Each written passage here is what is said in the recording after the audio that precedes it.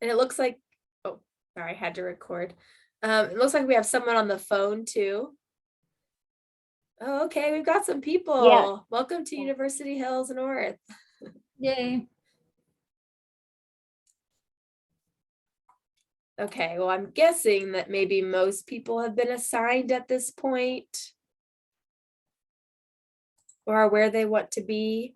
So my name is Libby. I am with the city staff. I'm working on the near southeast area plan.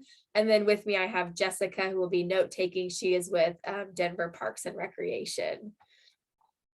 And so I'll go ahead and we're going to be kind of switching around the screen. So bear with me as I find this. Okay, can you all see my screen? Okay, awesome. So, as Scott said, we're going to talk about mobility and then quality of life. So we're going to start with mobility. And so with our first round of engagement, one of the things that we heard is that the community wants to see vehicles slow down on major corridors and neighborhood streets. And then they want to see more improvements to make it safer for pedestrians and cyclists to be more comfortable on, again, both the major corridors and the neighborhood streets. So what we're going to ask of you all in this session is to help us understand how we prioritize these improvements to our transportation safety networks throughout this part of the city. So now I will share a different screen and we'll do, this will be a survey. Let's see here, make sure I do this right. Okay, can you all see the safety, what is most important to you? Okay, awesome. So let's see if I need to move something. So if you look at the top of the screen where it says pollev.com, and then this is the same poll we did with the ice cream. So you'll go on either your phone or the webs or like a browser on your on your computer and fill out, looks like NICA, NICKA 583 is what you'll type in. So our first question is kind of around bikes and like bike safety. So what is most important to you to improve safety and comfort of riding a bicycle in the near southeast? And you can rank the following options. So improve signage, protected bike lanes, striped bike lanes, improvements at intersections, and then comfortable local streets. And local streets are kind of like your neighborhood street. So kind of those, they have less traffic going to them. So it looks like we have improvements at intersections as the first. I don't know if anyone who chose that as their top one would like to share why.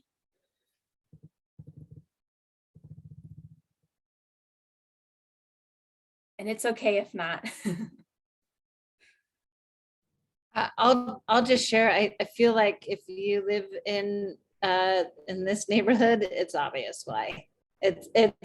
We are blocked by Evans, Colorado Boulevard, and Yale, and they're difficult to cross. They're not safe streets, so it's obvious.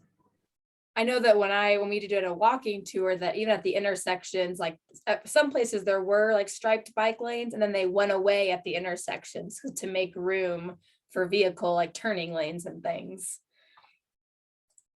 Okay, awesome. So we'll go to the next one. If I know how to go to the next one. Oh, here we go. Let's see. Okay, so this next one is about corridors. So which type of infrastructure improvements should be prioritized along Evans? So we know that we heard Evans goes through your all's neighborhood. So if you can rank the following, so should it be vehicular, so cars? Should pedestrian infrastructure improvements be prioritized, bicycle improvements, transit, or other?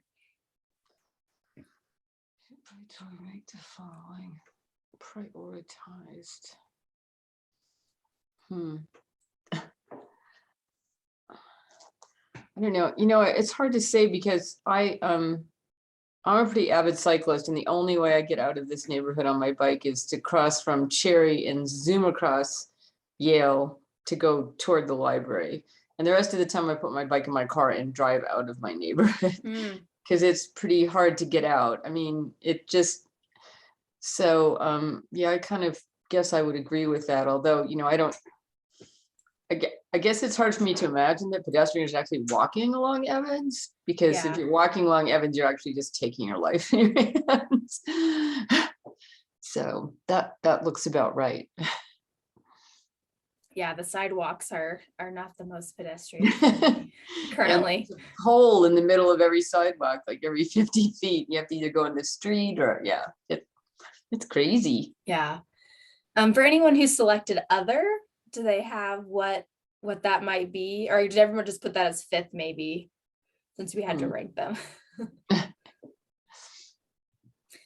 Any other comments on this one, or someone that picked bicycle or transit or vehicular on why they Yeah, chose can what I they chose? prompt a question a little bit? Vicky? I'm just curious. So again, this question is very specific to Evans. And so I find it interesting that bicycle is number 2. Just thinking about kind of moving east, west, et cetera, and kind of thinking about all the different things happening on Evans. This project, or this question, I think is aimed at, you know, we only have so much right-of-way space on Evans. And given that, you know, is this the street we want to prioritize for bikes, or is this a street we want to prioritize for transit? You know, and so I'm just kind of curious, is this, do you all, the folks that responded bicycle, I mean, is that kind of an ultimate vision for you to be able to bike along Evans specifically? Because I guess we've been, if you look at Denver Moves, it kind of goes along the corridor, but not really on Evans. So this is kind of a different prioritization than we've been thinking about. But I think that's the whole point of this, is to consider what the community wants. So, and by the way, I'm Ashley Grace and I work for the Department of Transportation and Infrastructure. I'm not a resident, so I'm just learning from you all.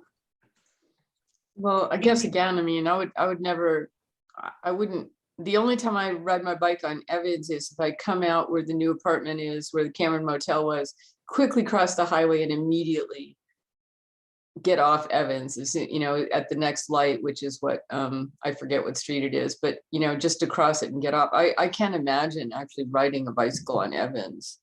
That's outside the realm of sanity.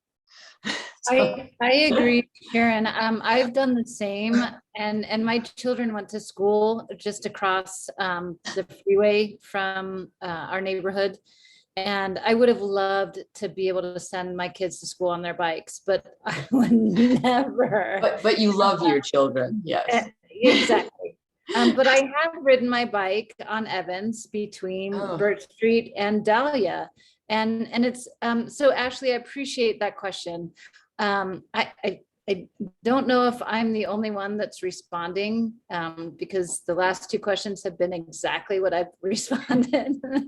So I don't know if everyone's got the exact same response, but given your prompt, I think I would put bicycle lower, but just from my experience, the priority is so much of the priority is given to vehicles, that what I'm trying to say is, let's envision other modes of transportation on that street, that it shouldn't just be that other modes might want to use Evans to get somewhere. So I guess they shouldn't be prioritized as in Evans should be specifically for pedestrians and bicycles. I believe it is a great corridor for vehicles and transit, but to leave it the way that it is horrible. And I think there should be some care and thought given into pedestrians and bicycles using the street as well. Even if there's just like pedestrian walkways, like across the bridge over I-25, like a safe caged kind of, you know, bridge where you didn't feel like you were going to just be hit by anybody going across. Because right now, the only other way to do it is to go down to the bike underpass. which is, at least a half a mile south. Mhm. Because those are really the only choices getting over I-25 on a bicycle without taking your life in your hands. Right. So, So would it be fair, or does this feel accurate? Tell me if this is not accurate. You like a safer east-west connection. I'm not hearing it necessarily has to be on Evans, but thinking that through a little bit, but to prioritize maybe bicycle crossings on Evans to make sure it doesn't feel like such a barrier.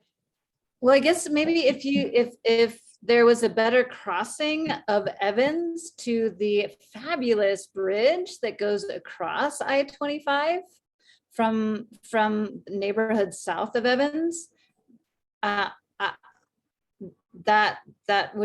a great east-west crossing there to get to, what street is that? Jewel, maybe?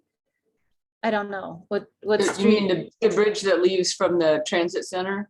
Yeah. Yeah. And it goes right to Jewel, and then there's a bike lane on Jewel. I think that's a great option, but that, particularly on a day like this, that's not an option for us. I would much rather stay on the south side of Evans and cross the freeway and cross Evans at Dahlia.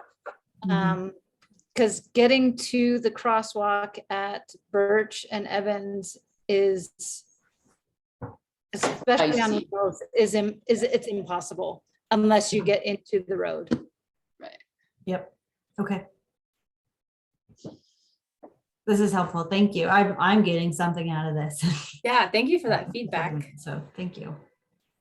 All right, I'll go to our next question, which is essentially the same question, just what should the priorities be along Colorado? So kind of like what Ashley Grace was talking about is we're going to ask this question about various corridors in the area. So we just talked about what should be prioritized along Evans and now Colorado. So again, vehicular, pedestrian, bicycle, transit, or other, and then you can rank them.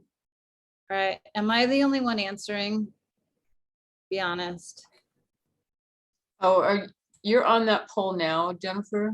Yeah. Okay. Yeah, the pollev.com. You can go on your phone or on a separate web browser on your computer. Let me grab my phone. Okay. Because if I'm the only one answering, then I'm going to ask for feedback. Like, well, what do you think? This is what I'm putting. Because I don't. Go ahead. I was just gonna say, so I'm a grad student doing planning at CU Denver, so I'm here to observe. So I don't feel like I should vote on this. I certainly have opinions about what I would prioritize, Okay. but I don't live there, so anyway, I just want to let you know. Okay. Welcome. Thank you for letting us know. Well, I love your neighborhood. And it looks like we have someone on the phone, so I don't know if that person wants to I don't know if you're able to join the poll, but if not, Yeah, you can chime in. Hi. Hi. I'm listening to you, but I'm not in the age bracket of riding a bicycle on any street. So you have to excuse me. I have no thing. I am curious about the RTD station at Yale, which is almost a 2.5-story hike up to the train. And why was there never an elevator or escalator put in to make it, easier for people to get to that are disabled or older? I'm kind of curious about that. And is this considered in your mobility question? I don't know if that's covered in here, but that's a great question. We did complete a Yale station area study that a few different agencies within Denver were a part of.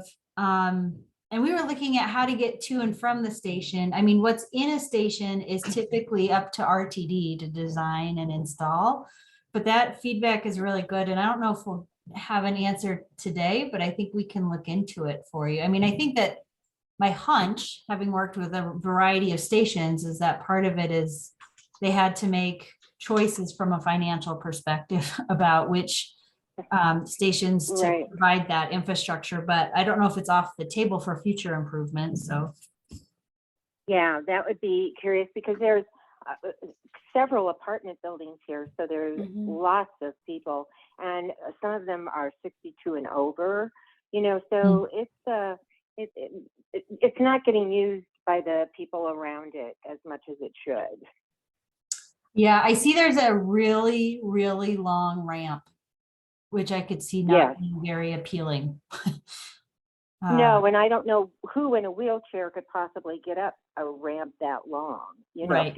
Yeah. it doesn't even make sense. But nonetheless, that is a big concern that I have. And of course, living on as close to Yale Street as I do, I find it's very frightening to walk on the sidewalks because they are so narrow. Mm. And that, to me, is something that should be looked at for pedestrians to get to and from the RTD and the bus station. Yeah, I think that's a great, I don't know if Yale's on these corridors, Libby, but I think it's definitely a great recommendation to capture. And it was, I think that same comment was captured in the recent Yale corridor study, but I think the more plans that's captured and reinforced, the more that rises to the top of a priority list for projects. So. Okay. Well, this is my first time being on, and I didn't fill out the survey, so I'll go back and go through the website and educate myself a little bit better. Oh, perfect. Well, we're glad you joined. And thank you for that feedback. That's really helpful. Thank you. So for Colorado Boulevard, maybe we've had, I don't know if I know, Jenny, I assume you were able to participate and share, and did you get on? Yeah, I did. So that's why this place went first. Okay. It's just Jenny and me. Okay, so one person picked vehicular and one pedestrian. I don't know if you all want to discuss why you selected the one that you selected for your top choice. Well, now I don't remember which one I picked, but again, you know, it's the same problem we have in Evans. There's really no consecutive good sidewalk plan on Colorado Boulevard on either side. And so, you know, from my perspective, that's, you know, I just consider it a vehicular corridor. And I don't ever, you know, I only live 2 blocks from there, but I can't tell you the last time I've walked more than a half a block on Colorado Boulevard.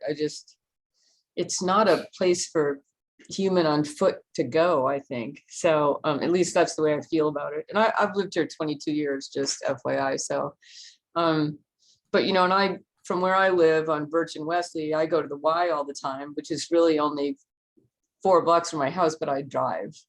It's not a walkable, you know, it's walkable for the first 2 blocks. And then after that, it's, so anyway.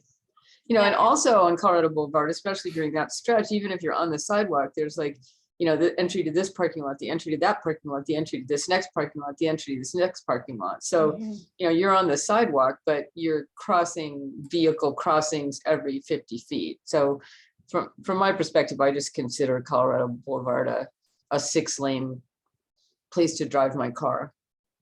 So Jenny, I don't know how you feel about it. Yeah, you know, I'll be honest, I grew up on Milwaukee Street and I live on Cherry Street, and I've lived on Cherry Street longer than I lived in the house that I grew up on. So I have always lived within walking distance of Colorado Boulevard, except for maybe a handful of years in my younger days. And Colorado Boulevard is for vehicles.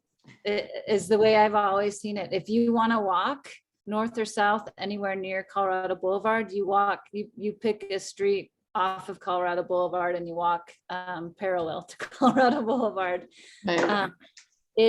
Colorado Boulevard is so pathetic when it comes to pedestrians that I just don't even see it as being a road for pedestrians. It is so sad. Right, and the only place it changes is all the way up to I-70. It's so sad. It does change right south of, right at Eisenhower Park, because then the bike path goes from Eisenhower Park down to the new underpass under Hamden and Colorado Boulevard. So, you know, once I get down there, once I get to Eisenhower Park and I'm going south, then I feel fine about Colorado Boulevard. But that's because all the commercial activity is done, and there's a 6-foot wide sidewalk leading all the way down to the pedestrian underpass.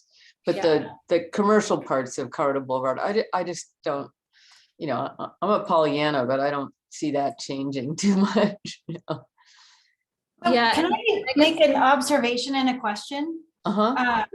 I think, you guys probably know this already, but the beauty of this plan is that it gets adopted by council. And as developments come in along Colorado and we say, this is a high priority PED zone, we already have standards we make them build to, but the more it's emphasized in plans, the more we really, really demand a very high quality PED experience along Colorado. So I think there's a lot of opportunity in the future. But one thing that you made me think of, Sharon, as you were talking was, I looked at where you said you come from, Wesley and Birch, and to get down to the Y, you said in your head, you go over to Colorado and down. That's the path you would take if you were to walk, which is miserable, which is why you don't do Right. it. So I don't. So I go Harvard to Cherry, and then I whip across Cherry to whatever that street with the big apartment building, and Brook Lane.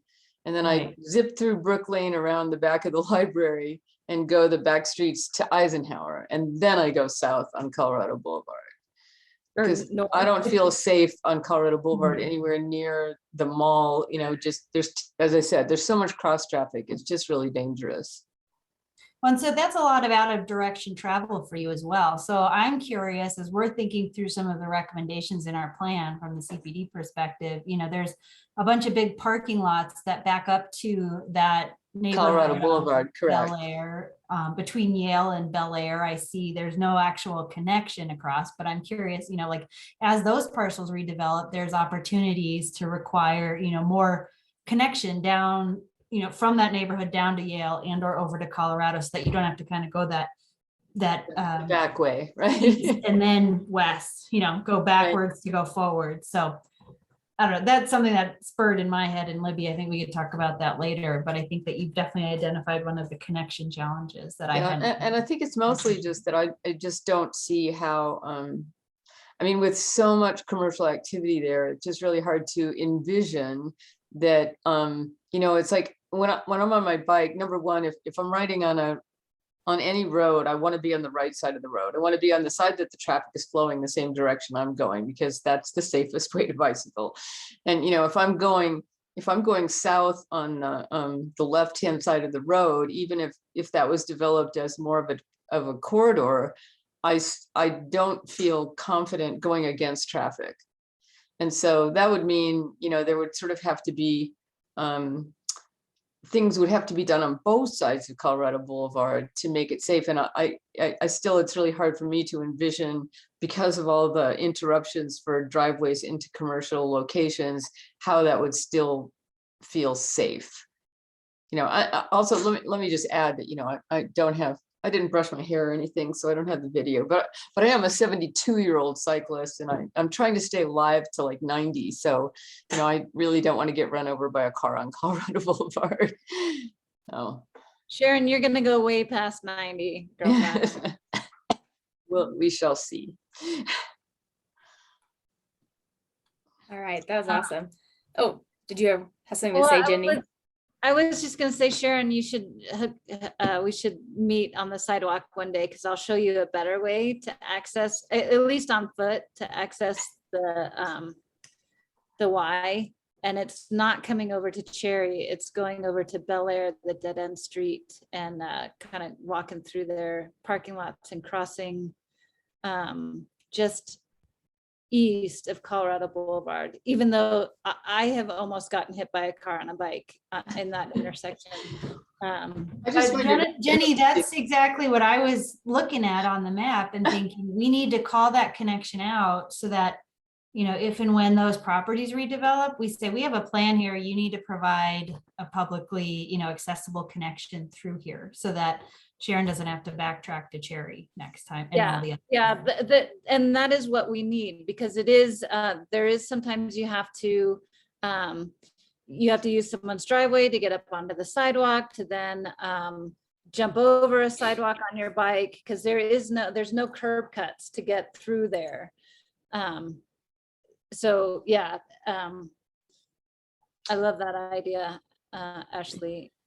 But the crossing, and I was part of the Yale corridor study, that crossing right there, I don't even know what that street is called. I'm not sure it has a name, but that crossing right east of Colorado Boulevard is sketchball. when you're on foot or in anything other than a vehicle.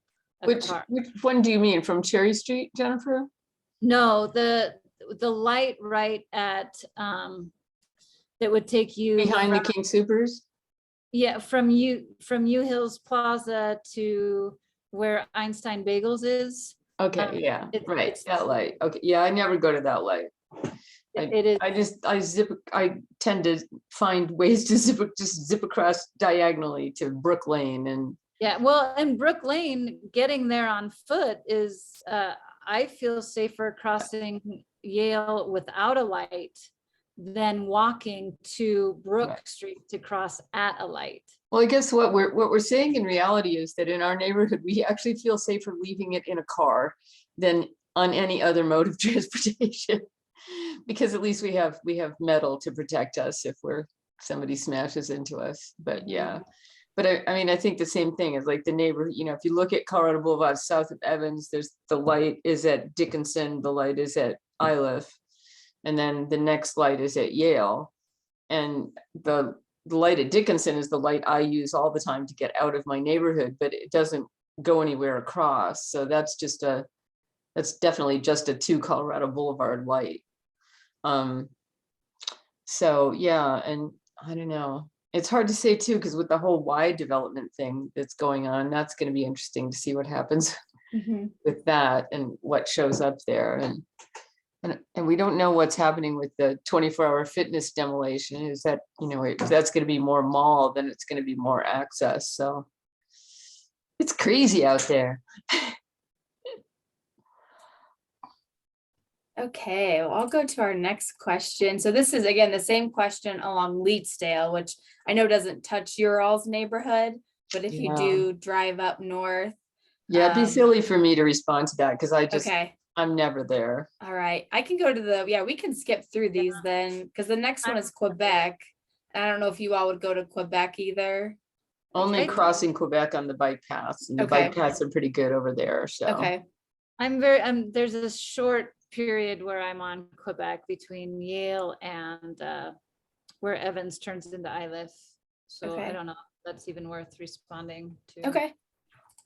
Oh, that's fine. Okay, so just like I have to go back to, we'll move to the quality of life. So this is kind of talking about parks and landscaping.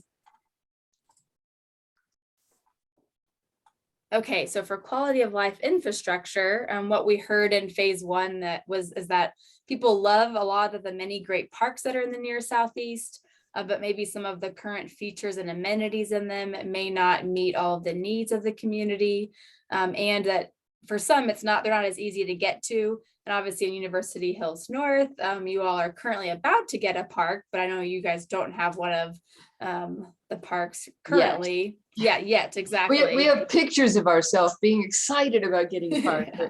That happened, I think, the year my granddaughter was born, and she's 3.5 now. By the time the park gets built, she's gonna be too old for the playground.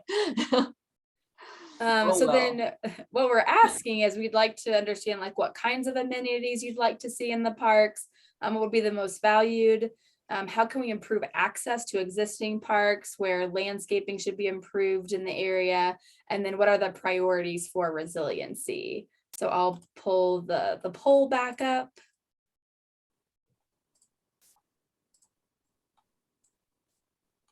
Okay.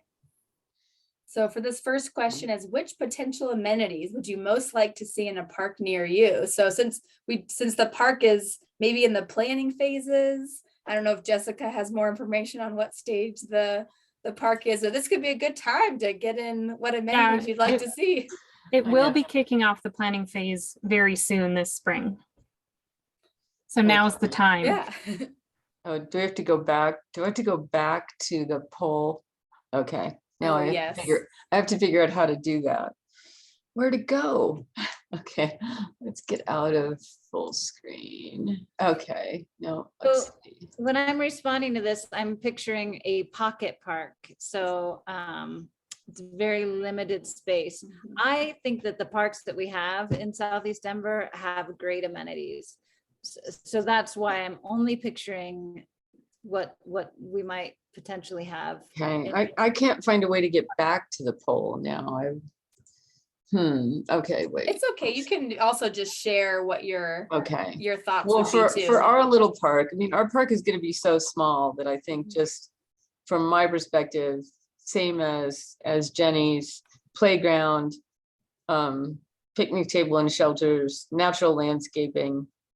I mean, running and walking trail, it's not going to really do much. You're just going to be kind of running around the block. Yeah. You know, it's like, it's a pretty small park, and definitely not a dog park because it's only a small Mhm. park, and there's not, yeah, we certainly don't have room for an off-leash dog park in our tiny park. I Yeah, mean, that makes sense. so I would say my 3 would be that it's not big enough for athletic fields either. So Mhm. I would be with Jenny in terms of the pocket park nature, but I would add natural landscaping, and Okay. public art would be good too. Okay. I didn't see on the poll, I didn't realize I could scroll down. I would trade picnic tables and shelters for natural landscaping. Okay. Okay, so natural landscaping may be above picnic tables and shelters. I don't- There we go. And I think seating, just in terms of benches to hang out in, not Red Rocks. Yeah. Don't need a lot of seating, Yeah. but Well, that was great feedback. And hopefully you all can participate when they start doing the planning for Right. the park that will be going in near you all. one, it seems like there's more direction these days towards sort of innovative play space too. So it'd be really nice to see something that's sort of, cutting edge fun in terms of just, instead of just the old metal jungle gym with a couple swing sets would be good. So Yeah, definitely. exciting playground. Okay, so the next question is, what makes it harder for you to go to a park?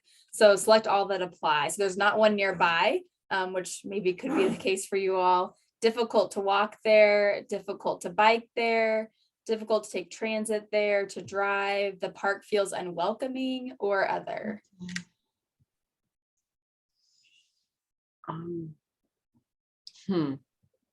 I hate to admit this, but I spend really very little time in the park.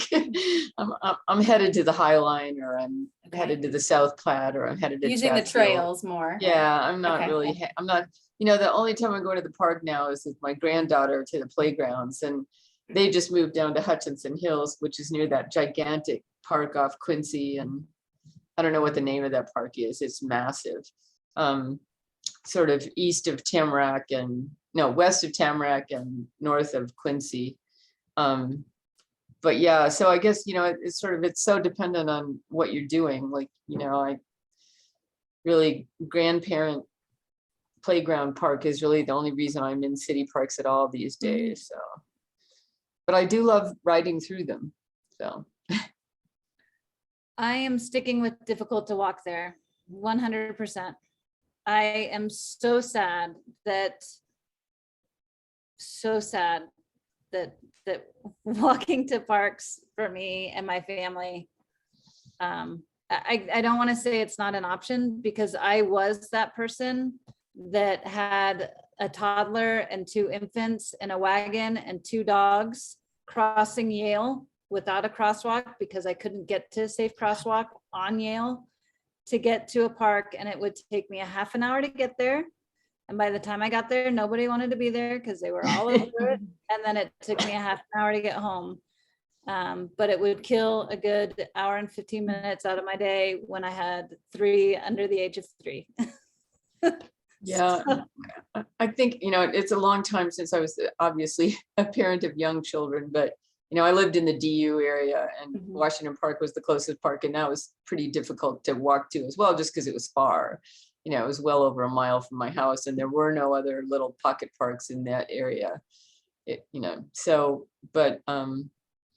I'd throw my vote into Jenny's too, because even from here, like, Observatory Park's not that far, but you have to cross Colorado Boulevard. And so you don't want to go there.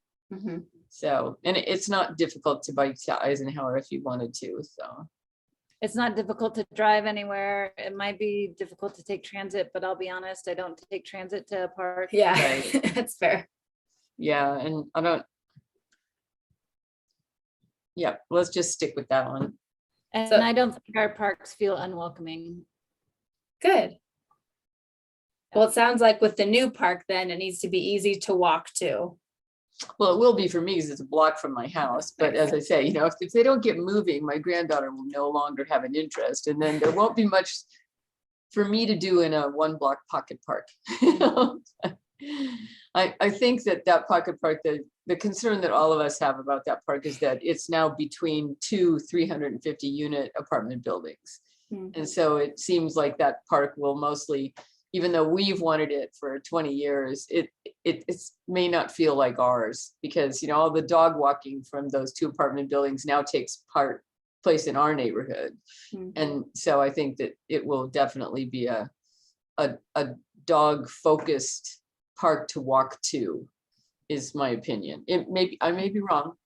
I'll give it to you if I'm wrong, but if I was a park between 2 350 unit apartment buildings, that's where I'd be walking my dog. So Yeah, maybe unless we put, because I know that dog park has been a big thing that's come up in engagement in the first round, but maybe if we put the dog park elsewhere, maybe they'll go to the dog park. right, that's true. I think they would drive there for sure. Yeah. Yeah. But no, that's good to know. Making sure the park feels like it's the neighborhoods. Like Yes, that's a that would good be really takeaway. lovely if it felt Mhm. like it was the neighborhoods. Yeah. Because ground covers felt like it was the neighborhoods, and it's it's the reiteration. Mhm. Okay, well, the next question is about landscaping and kind of environmental resiliency. So, where is it most important to improve landscaping in the near southeast?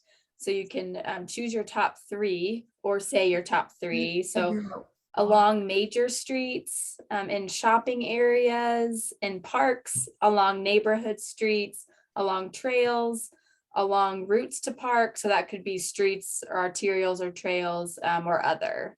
Okay, we can respond. Okay, I got back into the survey. Oh, so- awesome.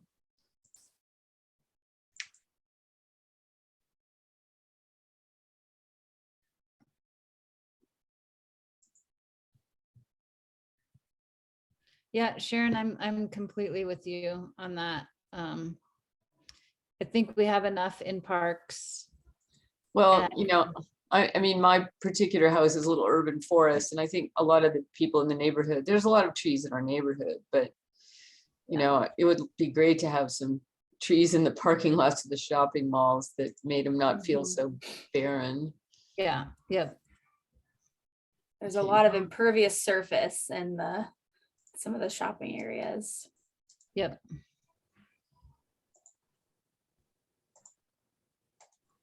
And then like along major streets, is that like thinking like Evans and Colorado? I feel like that kind of goes like, with shop- they did that through DU, but I just don't, again, it's a question of space. Like when they did all the renovation on Evans, they certainly didn't put a thing down the middle for trees like they did in the DU area Mhm. or the corridor between St. Paul and the DU area where they put trees down the middle of the street. I mean, it's lovely, but I don't see that happening on this end of Evans. The Colorado Boulevard to Monaco Evans just doesn't look like that'd be happening. But I'll take it if it. Yeah, I'll take it too. If you can make that happen, you go for it. Replace all the electrical poles or whatever, the utility poles with trees, that would be awesome. I would then not complain about having a pole in the middle of the sidewalk if it was a tree. Okay, that's helpful. So yeah, mostly in areas with a lot of impervious surface. Okay. So the next one is just on resiliency. And so which potential benefits from improved landscaping and green infrastructure are most important to you? So green infrastructure is like landscape stormwater facilities. So reduced flooding, drought resistance, reduced water use, wildlife pollinator habitat, reduced heating, better air quality, improved appearance, or other. Oh, that's the maximum. Okay. Yeah, select the top 3 again. So it looks like reduced water use and wildlife pollinator habitat are tied. So I don't know if you each picked that or. No, that means that one of us picked, we both picked that, and then one of us picked air quality and one flooding. Yeah. I think that's what that means, so.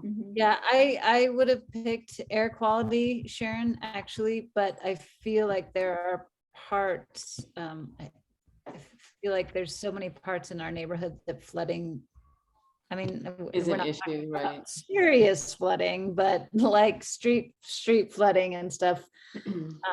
I would love to see that water go to better use. And I don't know what that means by I don't know if reduced flooding means better use of the water runoff. I have no idea. Yeah, it's hard to know. I was having a conversation with the plow driver. I live at the gates to Denver Academy, and I have the whole north side where I spend my winter chipping ice, and to find my sidewalk again. And actually the school has changed its how it's doing things over the last 3 weeks. So it's been really great. So I'm not complaining because they've been taking care of my sidewalk. I think they watched my neighbor and I chipping ice for so many hours. They felt sorry for us. But the plow driver said, well, doesn't it go down into the grate just at the corner? And I just started laughing. I was like, no, it goes down the corner and then it goes all the way down Birch, like more than a quarter of a mile to the first place where water goes under into the sewer. And, but that's just the nature of a neighborhood that's over 60 years old, I think, is, because those decisions were made a long time ago. So, but yeah, I haven't seen too much flooding at my end, just every once in a while when we have those raging storms. So not a big concern. But green is always good in my book, so. Yeah, and definitely the pollinators, I think it's huge. And if we can do a pollinator habitat and reduce water use, so natural landscaping that's native landscaping, I think that's a win-win. I feel like that can be also tied into the new park. Exactly. We have a lot of ideas for the new park, Jessica. Libby, are you going to come and design our new park? Because I think you're all in. I feel like this is like a good opportunity that we're doing this plan when there's a new park that's being proposed. Yeah, all of this feedback we can. It was take lucky our- for us to our get arts planning. included in this plan. Yeah. Good work, Jenny. No, getting us included in the plan. I know you and Liz worked really tirelessly to have that happen. So we fought really hard, but it was our councilwoman that really sealed the deal for us. All right, well, I think we've actually gone through all of the questions. So I don't know if you all have, we'll go back to the other session. Is there any other I don't know, random feedback or comments you all have?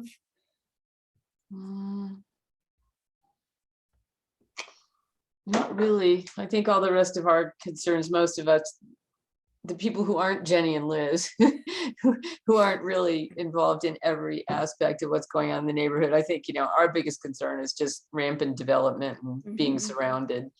And I think, Jenny and Liz have done a really remarkable job of twisting arms and getting people to do better things for us while that's going on. And I know we have no specific control over that, but I just saw new buildings going up where those properties were bulldozed across from the preschool on Isla. I was like, oh, apparently we're going to find out what that is soon. They're going to be single family homes, two single family homes replacing one single family home. Wow, but two big 2-story single family homes. Yeah, too big. Right. Yeah. We're moving on up. I would say that the mobility throughout the neighborhood, we clearly have a mobility issue getting out of our neighborhood. The mobility within the neighborhood, families can't walk on the sidewalks. They have to walk on the streets.